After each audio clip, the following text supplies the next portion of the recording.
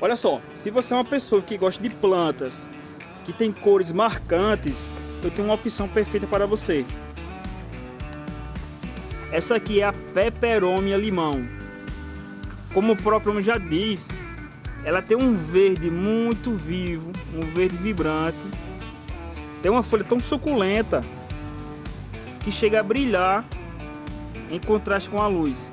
Pessoal, essa é uma planta que praticamente não vai dar trabalho para você. Se você tem pouco tempo disponível para cuidar dela, essa é uma planta perfeita. Pois, em relação à rega, você vai apenas regar quando o substrato estiver seco, que será em torno de 3 vezes na semana. E destacando, pessoal, que essa é uma planta que ela fica perfeita em um local pendente. Ela vai crescer, vai criar galhos que vai ficar caídos. Vejam só a beleza dessa planta.